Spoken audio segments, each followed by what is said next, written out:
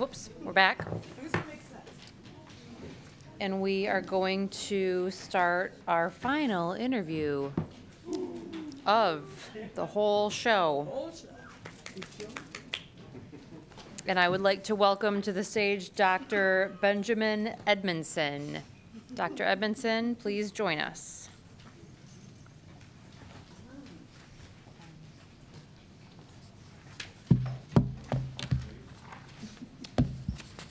We'll just do a nod. Good evening. Good evening. Good evening.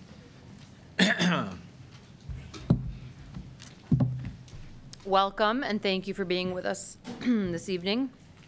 Following our interview questions tonight, you will have the opportunity to make concluding remarks and ask a question as time allows.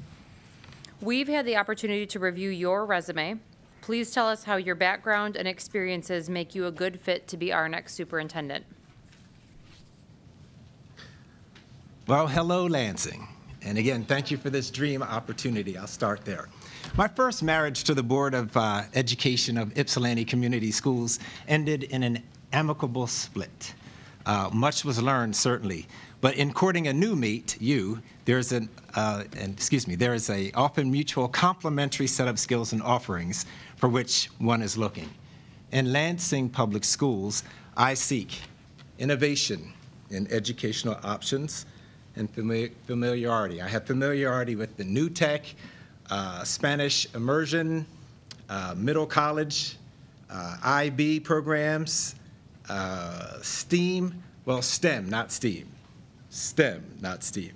And I love the flex option. I think that's an outstanding program that's available to students. I love the healthy fund equity. Not used to it, but I love it. The Lansing Promise gives an opportunity for kids. What I would like to do as the superintendent is to evaluate the success of it.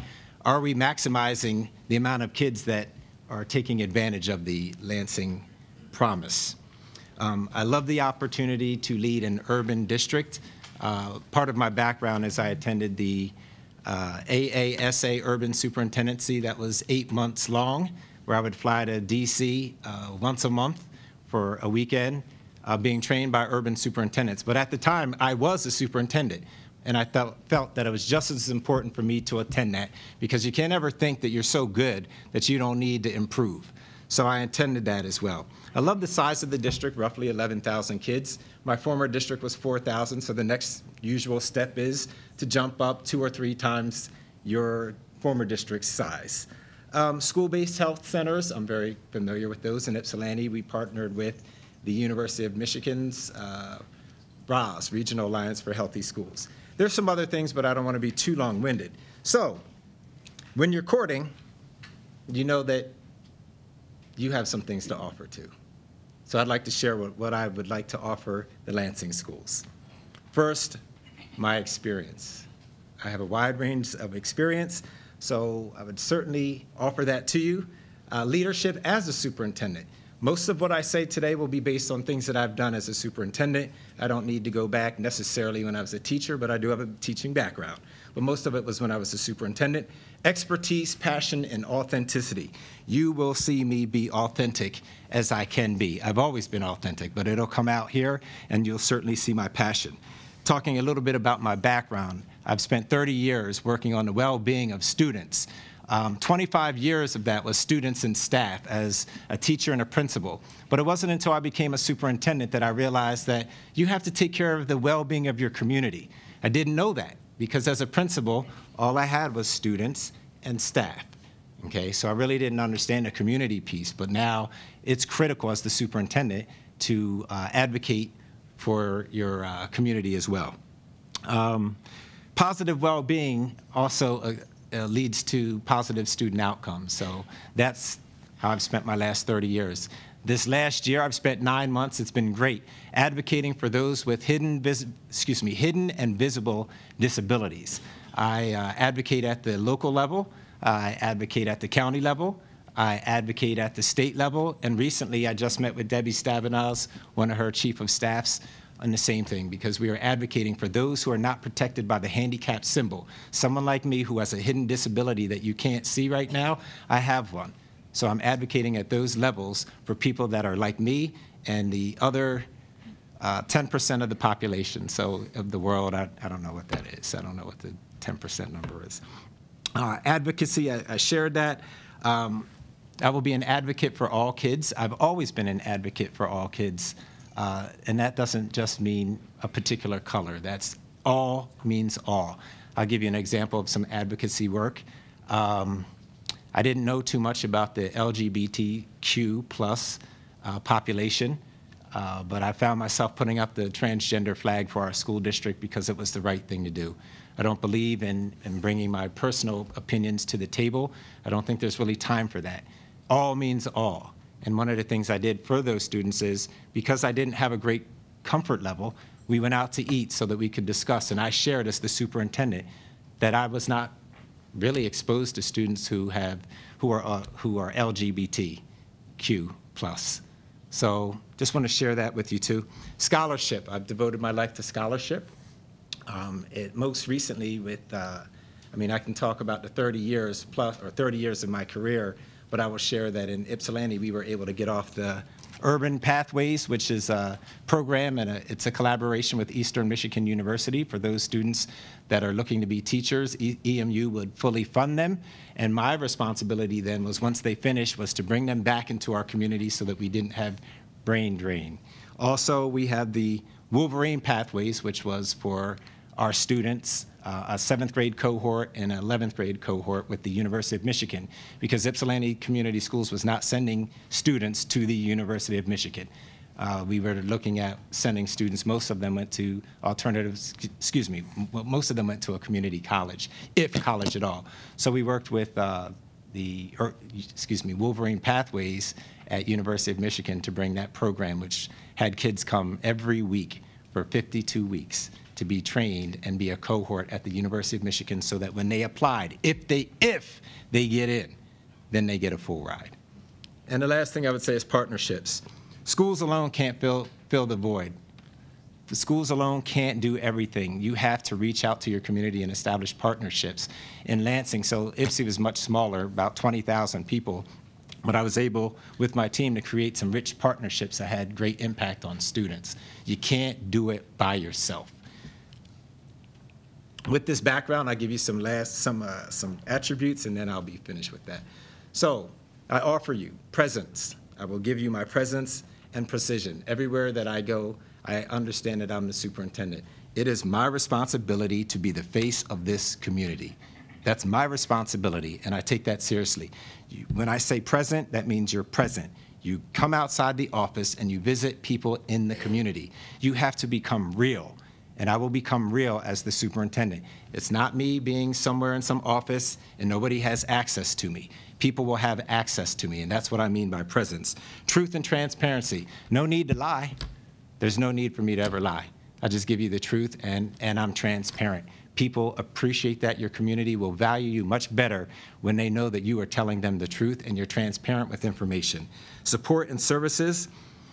I offer my support not only to teachers, but to students, to community members, to business partners, and to union leadership as well. And last and not least is diligence and drive. I have an insatiable appetite for getting positive results. I'm a seasoned leader who competes at the highest level. So as your superintendent of Lansing, we're not going to be pushed around by anybody else, or bottom line, I just don't like anybody thinking in the suburban area that they're any better than we are. And that starts with the superintendent's moxie and his attitude. Thank you. Thank you, Dr. Edmonson. I just want to remind you, we have 15 questions to get through tonight in less than 1 hour. Okay, thank you. Thank you. Please share an example of a time you have led a sustained multi-year improvement initiative. Be specific regarding the situation, the task at hand, your specific role, and the outcome. Those multi-level questions, I'll try to get to it as quickly as I can. The first thing is I had to become real as the superintendent. When I got the job, we were in disarray in Ypsilanti. We had a split school board. So we didn't have, unlike Lansing, whose strategic plan ended in 2019, we didn't have a strategic plan. So I was essentially starting from scratch. I recognized that I had to be visible, and I was intentional. Okay, so most of the time during the first year was trying to figure out what's going on here. We didn't have a plan. So it was my responsibility to work with the school board to create a plan. So in the first 4 months, we were able to create a strategic plan. It wasn't done the way that it should have been, which is including students and staff and community members. It was done with me and the school board. But fortunately, we were able to come up with a strategic plan that allowed me then to go out in the community to push that. Okay, you have to have expectations as the superintendent, so that's what I did. The 4 things that we looked at, or 3 things in particular, were our graduation rate, our attendance, our discipline, and our achievement levels. So those were the 4 things. So I'm able to go out in the community and talk about those 4 things and how are we measuring up with other people? How are we measuring up? We used data to inform our practices. So that's how I could support that. That's how we could support the strategic plan. Again, what I inherited was a district that was in disarray because we took 2 school districts, put them together, 2 rival school districts, put them together. I had a split school board based on the 2 rivalries. So that was very difficult to come into that. But, you know, after 1 year, I was able to have some successes in getting that strategic plan out and being the person that, you know, was the face of it. You have to be the face of that strategic plan. I'm going to stop there. Thank you. Managing vision and purpose involves anticipating future trends, creating a compelling vision, and communicating that vision. Describe a situation that conveys your capability in this area. Say that one more time, please. Managing vision and purpose involves anticipating future trends, creating a compelling vision, and communicating that vision. Describe a situation that conveys your capability in this area. Well, the first year, as I said, it wasn't until 4 months that we created a strategic plan. So I had my own mission and vision as the superintendent, and it was internal, that Ypsilanti Community Schools would be the first high-performing urban school district based on student achievement, teacher expectations, parental involvement, and business and community partnerships. I use that to leverage our community. I use that to leverage our business partnerships, to create business partnerships. I was able to create positions based on that, student achievement, based on high levels of teacher expectations, based on parental involvement, and based on community and business partnerships. We started with no partnerships, believe it or not. We ended after my 3rd year, 150 business partners. Our business partners even, every year, for the last 2 years, I was able to give away a car, a brand new car, to a senior. And the senior had to have the right attitude. You couldn't have any suspensions. You could only have 3 to 5 absences because absences was an issue. There's one more thing I can't. Oh, GPA had to be at least a 2.0, and I believe I already said no suspensions. So I was able to rally the business community. How? Because I went to the Chamber of Commerce to something called Early Edition. You had 7 minutes to be able to get out what you need to say, unlike now, but I had 7 minutes to get out what I needed, and I said, a school district without school partnerships is dead. It is the business partners' responsibility to be able to tell us if our kids are prepared. So another thing that our business partners, in collaboration with Ypsilanti Community Schools, is that we created an internship for our seniors, a business internship, because I wanted to know from our community, are our kids prepared and are they ready to work at this particular time? So we were able to get that off at year 2, and then we had it for year 3 while I was there too. Please tell us what the term culturally competent means to you. Give an example of how you demonstrate this characteristic and your experience in bringing a diverse group of people to consensus on a difficult issue. That's ironic. Cultural competence to me is one's ability to communicate, understand, and interact with other cultures. Being able to realize their own biases, plural, and being able to look outside of themselves. Yesterday I was having a conversation with my wife, and we were having a little argument, and I said to her that you need some training in cultural competence, and perhaps you would understand why I do what I do as an African-American male. That's what I shared with her. As the superintendent, to drive cultural competence, you have to make sure that the people around you who are responsible for it as well are comfortable. So what we would do is when I would have my instructional council meetings with my staff members, I would make sure that I brought in literature that looked like our kids from the perspective of African-American children, because you have to know who you're educating. So we would work as a staff. I would have my principals and my central administrators. When we were having our meetings, we would absolutely take 30 minutes every time to engage in conversation about race. We're specific about race because most of the kids, 90% of our kids, were African American. So I would read literature, okay? And I gave an example with the school district that I'm working with now. I suggested to them, I said to them, you know, have you ever read a book by someone that was the oppressed? And they said, no. I said, have kids read a book by the oppressed? No. And I said, well, there's a difference between the oppressed and the oppressor. When we hear from the oppressed, maybe things would look a little bit different if we can put ourselves in the shoes of the oppressed. And when the oppressed is telling the story, it looks very different than when the oppressor is telling the story. And again, if I talk about my own comfort level, I go back to the LGBTQ, not having a clear understanding. I put myself out there to be able to ask students to work with me because I didn't understand. Work with me, help me become a better person first, then I'll be a better superintendent. Help me be a better person. So I took them out to eat and we talked, okay? Because bottom line is we're all in this together and we're all people. Tell us how you maintain visibility and accessibility for staff, parents, and community groups. Well, my first year as superintendent, I had 800 meetings. So I was clear on being visible. When I sat down earlier, I said to you, the superintendent is the face of the district. How do you become the face of the district? You get out of central office and you visit. You inspect what you expect. You go visit schools. You talk to kids. You establish relationships with children. You establish relationships within the community. For me, I would also send out something called manifestos every month.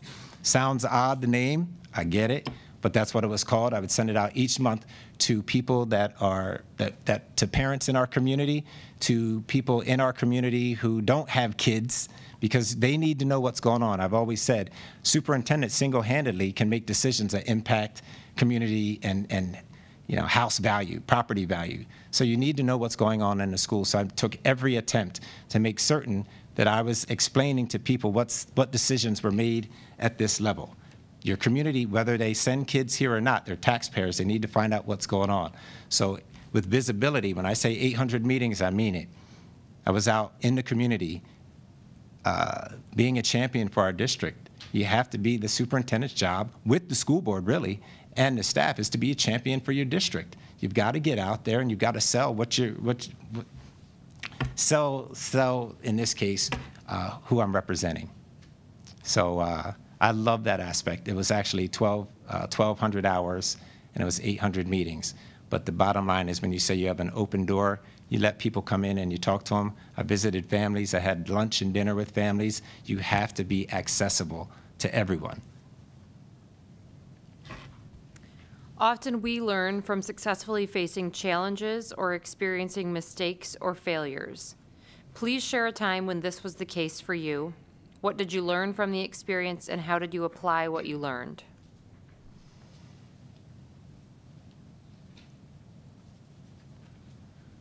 Well, for me, I guess I'll start with, I've learned more from failure than I have success. But what I know about success is it's not always transferable. You might be able to do something somewhere and have success and go to a different community and it doesn't work. So I understand that. What works one place may not work another place. In terms of failure, this one resonates quite a bit with me. I personally believe that I left the superintendency too early. I was there for 3 years, and I felt that it was time for me to go.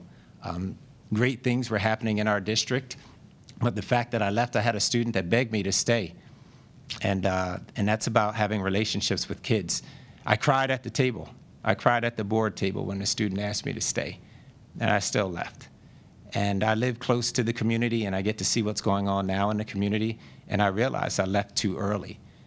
For a second-order change to happen, you have to stay to see it through. But I'm at a different place in my life in terms of my own well-being. I'm in a great place at this point now.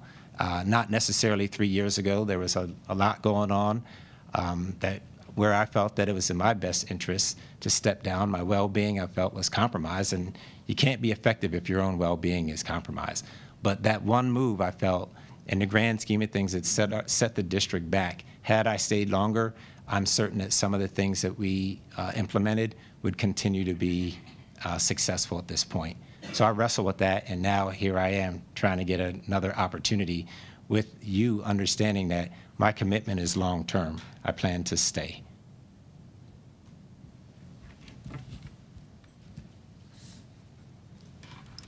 Please describe how you would work to create a learning and working environment that is welcoming, inclusive, and increasingly diverse. How would you make sure that this is supported across the district and community? Well, that goes back to what I was saying about being visible and putting your expectations out there and being truthful and transparent. When you're truthful and you're transparent, you can tell your community what you're looking for. You can tell them what you're missing. Some of the things that we might be missing here. I think that's pretty critical, making certain that you do that. Could you say it again so I can just make sure I elaborate too? Please describe how you would work to create a learning and working environment that is welcoming, inclusive, and increasingly diverse. Okay. How would you make sure that this is supported across, the district and community? Increasingly diverse is, putting people in the right positions. That goes back to cultural competence. With your team, the people that are on your team have to have a keen eye for what to look for. If you're looking for diversity, sometimes you have to send the right people. Sometimes we hear districts say, we can't find certain people. Well, who are you sending? Okay, you send the right people, you get the right people. So I think that's pretty important, and I've done that too. In terms of welcoming, it starts with the superintendent. It starts with the superintendent. It starts with making some tough decisions when you see that people are not in the right positions, that you make the right moves for kids. You make the right moves for kids, and you remove the adult, and maybe you place them somewhere where they're better suited. In my own experience as superintendent, I sat down with my own cabinet the first week, and I asked them, what's your job responsibility, and how can I support you? Because I think if you don't, that's part of welcoming, and that's part of establishing the environment you want. Being able to support people in the way that they need to be supported, asking them questions on how you can support them, but also sharing with them your level of expectations for them. In terms of a learning environment, I go back to the correlates of effective schools. You can't be in an urban district and not know what the correlate of effective schools is. I won't repeat what they are because I know I'm time limited, but in order to be if you're in an urban environment, you need to know what the correlates of effective schools are, because then you will have the learning environment that you need. You will know that the 7 correlates, these are the 7 correlates that are going to get us the best results for our kids. And that, again, is called the correlates of effective schools. Sound research. How do you recruit, develop, and lead a management team? Give us an example of how you've done this in the past. I think the first thing, how I've done it in the past is you have to know what you're looking for. So I mentioned we started an internship with students in our businesses. I went to the Chamber of Commerce, and I spoke to the Chamber of Commerce, and I said, I need your help. I can't do this by myself. We need your help. So when I knew that I had the support of our Chamber of Commerce, I then decided to create a position. I needed to create a position where somebody could manage that, because I would not be able to manage that as the superintendent. So I created a coordinator of business partnerships. Her job was to then create a program with students in mind to go out in the community and sell our district to the community, to the business community, sell them on how they are needed to impact not only our students, but to impact our business community. So she and I would meet once a week. She would introduce me to various businesses if I hadn't met them before. We would meet, we would go to the business site and talk about our school district. We would sell them on our school district. We would clear up any misgivings that they may have had. We would clear up any concerns that they had. We explained what our long-term vision was for them and how they could impact the lives of students.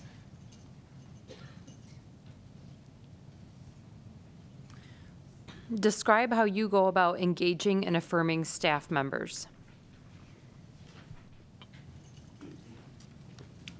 It starts with, again, I go back to visibility. I've done that in my former district, visibility.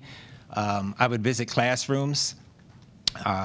First, I wanted to affirm students, so we had something called the Superintendent's Challenge. So I had a T-shirt that had a little cartoon of me, for lack of a better term, but it did. And I would go and I would ask kids questions, things that they should know. I would ask the teacher, what should you know in the 4th grade? Well, you should know how to multiply 2-digit numbers. So I would say, who wants to take the Superintendent's Challenge? Kids raise their hand, and if they could answer 10 questions for me, then they get this T-shirt. And I remember one kid saying, I don't care about that T-shirt, I'll go buy it. And I said, that's funny. You can't. You can only get it from me. I know that you earned it. So that resonates in the community when a superintendent is visiting schools and he has high expectations for children and then rewards them for such. In terms of staff and supporting and affirming, I said to you before that Ypsilanti Community Schools would be the first high-performing urban district based on student achievement, teacher expectations, parental involvement, and business partnerships. I would send a team out once a month who would look, we would look for people in our community that satisfied that, teachers that had high expectations, or high, if we saw parental involvement or business partnerships, and those people would be rewarded. We would do 5 a month, where those people would be awarded a plaque with my signature and a paragraph as to why they earned that award, where they could put it up anywhere that they wanted. In terms of staff, they loved it. To feel affirmed by the superintendent. People want the superintendent. They want your time. They want you to be able to talk to them. They want you to see what they're doing. When you give that to your community, you're well embraced. So it's about coming out of the chair and coming out of the office to come visit. Did the same thing on weekends. Just checking my time. Did the same thing on weekends. Once a month, we had something called YCS Yes. So on a weekend, I would come into people's homes in jeans. I'd have jeans on, very casual, not this look, jeans. So we would come to people's homes who had questions about our school district or who had concerns about our school district. And I would bring a team, and we would bring something to eat. And I don't want to say allowed, I want to say demanded that that family bring other families who had similar questions so that I could be tangible and so that our staff could be tangible and ask questions. So much information is out there about a school district that can be squashed if you can just visit with them, if you can just talk and allow them to express their concerns, and then you have an appropriate answer. I let them know we're not a perfect district. If you're looking for that, you can go somewhere else. I don't know where, but you could probably go somewhere else. We're a district that has innovation. We have teachers that are dedicated. And I would share the things and then also share my mission, that my mission was to be the first high-performing urban school district based on student achievement, teacher expectations, parental involvement, and business and community partnerships. How do you go about making decisions on controversial issues? A lot of the decisions you should be able to look at your vision and mission statement, or in this case, the belief statements. What are your belief statements as a district? Your belief statements should sift right through there. Their impact on students is a factor. Time is always a factor. Does this decision need to be made now, or do we have time to investigate it? Student safety or well-being. The well-being of students has to be a decision. If you can get your community behind you, and as I said, if you're out in the community, you know what they're saying. You have some idea how they feel about a controversial issue. Using data, data drives decision making. So when you look at your data, you'll be able to have a clearer understanding of how it would impact on this controversial issue, depending if it was financial. You would be able to use data to determine where you fall in that decision.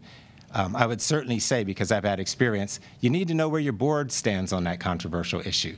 Bottom line is I work for you, you don't work for me. And for us to be able to facilitate a positive relationship, I need to stay in my lane and understand that I work for you. So the board needs to be able to support me or give me some direction in terms of where they fall with this decision, because you all represent different areas. You represent the entire district, but you also represent various attendance areas. And you know how your community certainly would respond to that. So our goal would be to come, well, for me, to get your support, but that we come to consensus and we can make that decision. Tell us what budget development process you use and how you gain broad support for the final result. You have a director of finance. I would start with the director of finance. Let the expert be the expert. Okay, I'm not an expert in finance. I understand finance, but let the expert be the expert in finance. The director of finance works with the cabinet, or in this particular case, works with principals, works with other directors to use, and they have to use the strategic plan. The strategic plan drives the budget. The budget doesn't drive the strategic plan. You go to different districts and it seems as though the budget drives the strategic plan. That's all wrong. The strategic plan drives the budget. And your district improvement plan. There's a district improvement plan that has to be sought out for you to make some of these decisions. We need to look at data and see, are we getting the best bang for the buck in the way that we're spending money?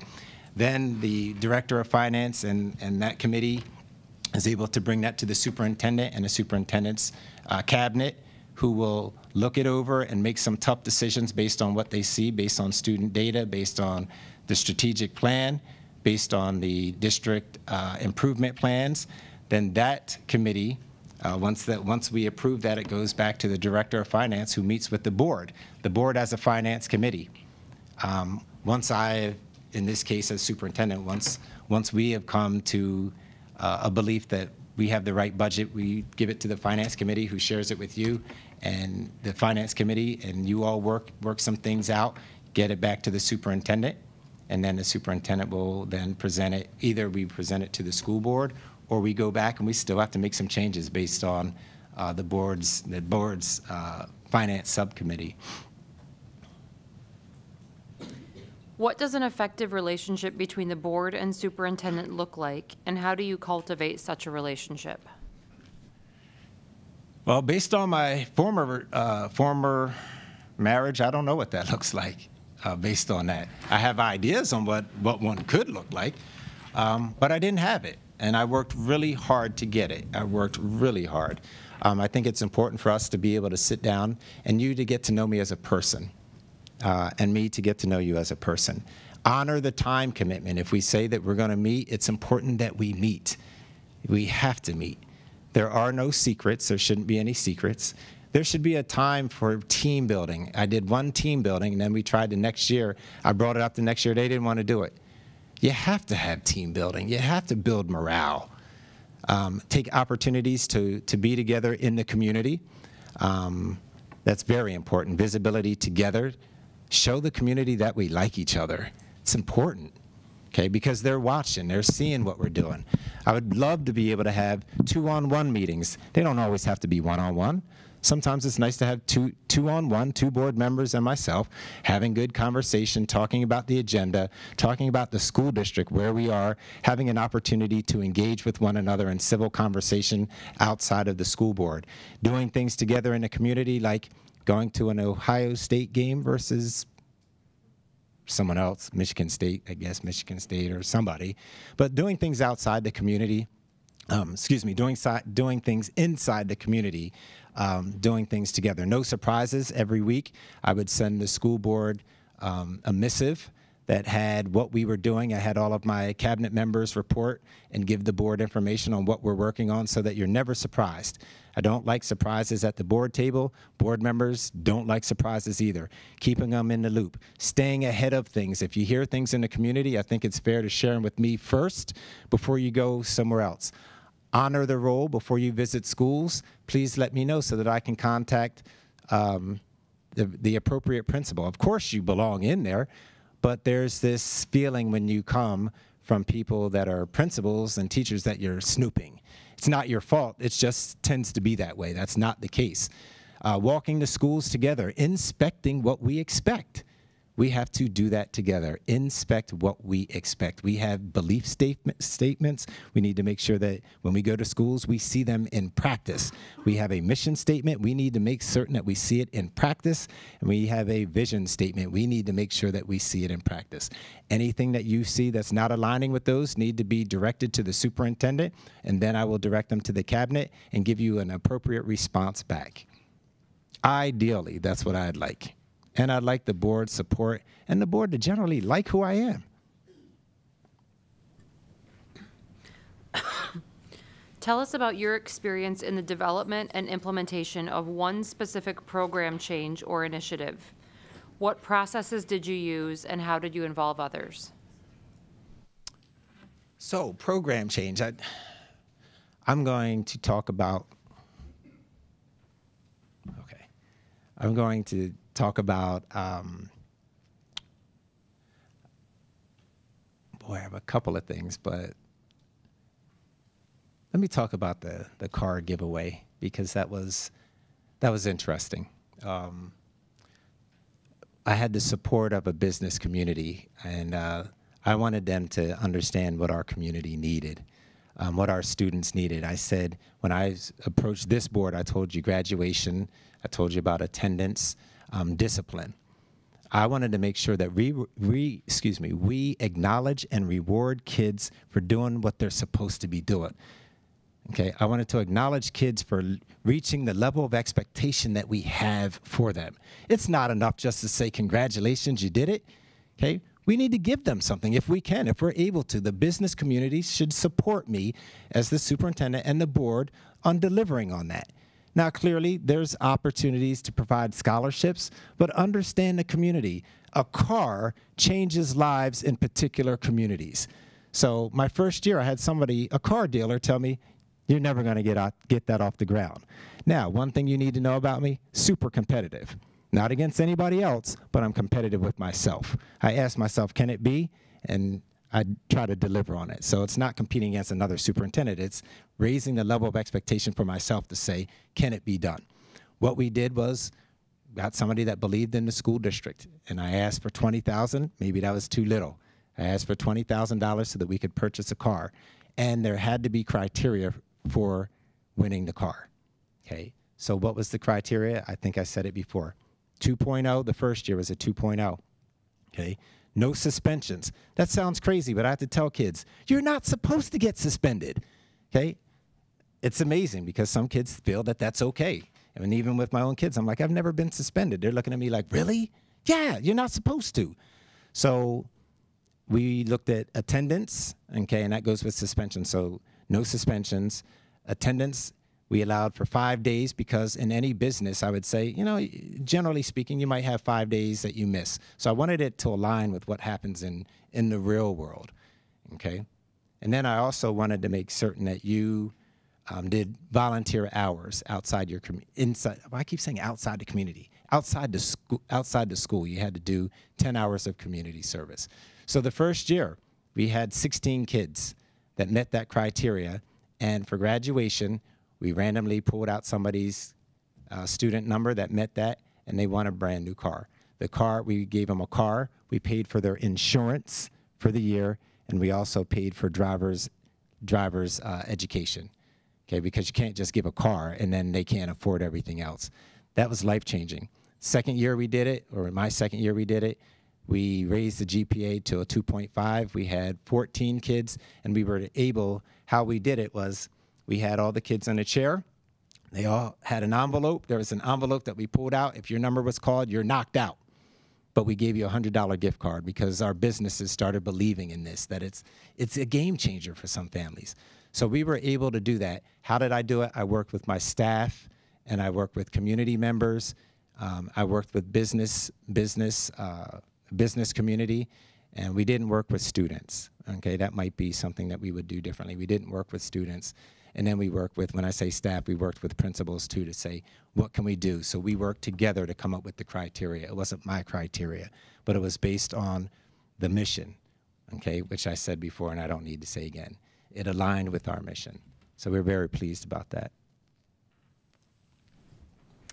What unique skills or experience do you bring to this position, and how will the Lansing School District be served by this? I don't know if this is a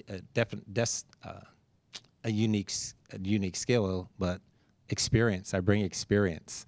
I bring a familiarity with in an urban setting. As my resume indicates, I was also in Ann Arbor schools, which, not really urban, is it? No, but my schools were, because mostly every school, not every school, some schools have an urban population where people don't think that they're urban, but the demographic was urban. The geography was suburban, but the demography was urban. Okay, so I bring that. I have my familiarity with the achievement gap. I'm an expert. I'm known as an expert. My dissertation was entitled "The Effects of Parental Involvement in Small Class Sizes on the Academic Achievement Gap." I presented in Bologna, Italy on that because that's what it received. I'm an expert. And what do I know about the achievement gap? I know that kids of color are behind by the time they get to kindergarten. So let's stop blaming the kids. Let's stop blaming the teachers, okay? And we're not blaming families. Let's identify the causes. I'm an expert on adverse childhood experiences, okay? There is epigenetics that's involved in the achievement gap or the achievement disparity that cannot be discounted. Schools too often are trying to address the behaviors. It's the wrong approach. It's the wrong approach. You have to address the causes. We need to address the causes. Our professional development has to be a piece of our professional development is working with teachers to understand the impact of adverse childhood experiences. The more adversity that kids experience even before they get to school, the greater the gap, the less success that they will have in school. So I'm an expert there. I have extreme passion. I understand cultural competence. Okay, I am a resource for people. I'm a resource in terms of, again, the achievement gap, but having a different viewpoint. As an African American, I think, who better than me to be able to talk about some of these tough issues? Who better than me to start having these conversations with your staff? But again, when you put yourself out there with the staff and they can get comfortable with you, then you can begin to engage them in this kind of discussion. Race is one of the most polarizing issues in this country that we cannot discuss. Okay, as the superintendent, I'm able to discuss that. Okay, I'm able to discuss it, not to make people uncomfortable, not at all, but use my background and my understanding about race and epigenetics and the achievement disparities. One of the things I am is an innovator. I've shared a couple of things with you in terms of YCS, yes, which was going out into the schools. Going into the homes to talk about our community. YCS at Work, I described that, which is our internship with students. The Superintendent's Challenge. I'm all about kids. I have a love for kids. You can't be a superintendent and not have a love for kids. But I also have an understanding and a love for teachers. I was a teacher, and they need support. You don't support teachers, your district is hurt. Your district is hurting. I think that I offered the fact that I was a teacher, and I still think like a teacher, and I always said the minute I don't think like a teacher, I have to get out of the field. That's not why I left by chance. That has nothing to do with it. But absolutely, my background as a teacher, and I bring high expectations. I don't know about everybody else. They probably do that interviewed, but high expectations. And I have an energy level that is probably second to none. What you see now is a little bit less than what you would see every day, because every day I'm coming here to work for kids. Tell us how your previous professional experiences in education have influenced you as a leader. Could you say that again, please? Tell us how your previous professional experiences in education have influenced you as a leader. Well, I've always, I would say that I've always been a leader. Taking chances has been, well, let me just say it directly or be able to say it succinctly. The status quo kills. it's killing certain kids. Predictably, it's killing certain kids, and we know who that is. We know without a doubt which people are being able to matriculate through the school district or school districts in the country and who isn't. My background in education, my background in understanding, and my equity work, the work that I'm doing in terms of equity, makes me a champion for kids. 30 years, I've been doing this for almost 30 years. I turn 51 on next week, so it's been 30 years. I've been doing this work for 30 years, tirelessly. I take risks for kids because I understand what's out there if you don't get yourself an education. You know, my background is all about putting kids first, but also understanding the importance of involving their families and involving the community.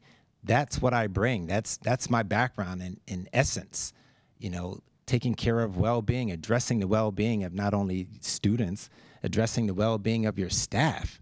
Staff's often overlooked. We just give them professional development, but we don't look into their well-being. We've got to take care of their well-being.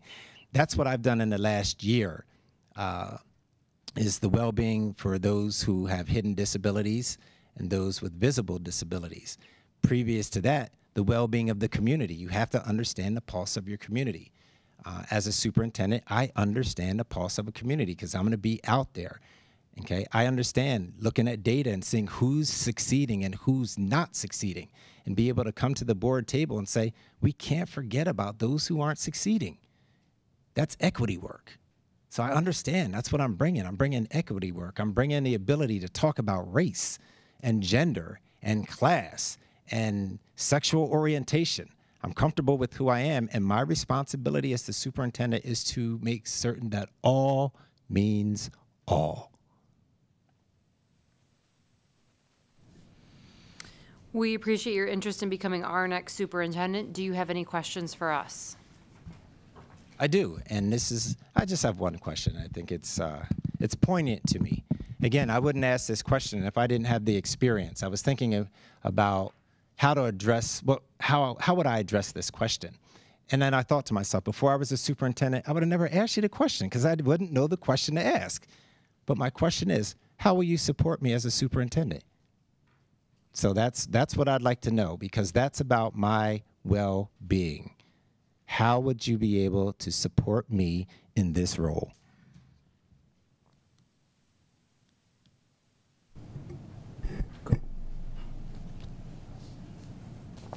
Well, I think in your answer you touched on it. So having open lines of communication with you and being open and transparent and no secrets and no surprises.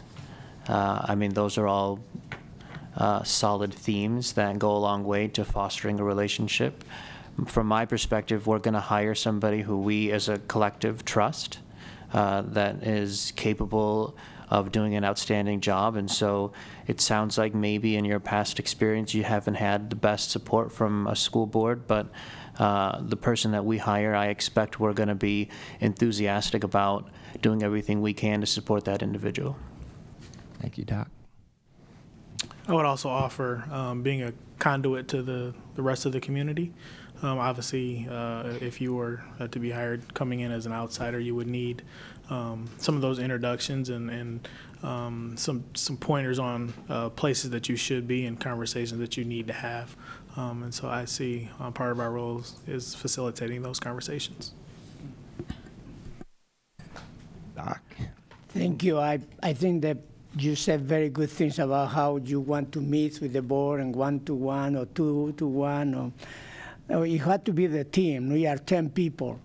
And with we are 10, we know each other very well. We discuss, we talk and what we want for the district, for the kids, every aspect, and then we support the decision that you and the board is going to make. Well, you use the word all is all, right? Yes. All means all. And as my colleague said, you know, there are communities, different communities in Lansing with very different needs. So I think we're a collective that has quite a diverse group here of 9. So there are different communities that I would be willing to help you meet and understand and be able to bring their needs to you as well. So having that communication is very important, and knowing that your equity work, I'd like to know more about it. But, you know, we have recently started to talk about equity up and down the district. So that's very important.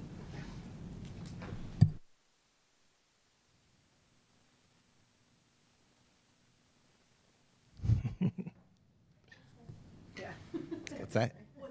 Oh. Thank you again. We appreciate your interest in our superintendent position. The board is interviewing a number of candidates, and we will contact you if you are selected as a finalist.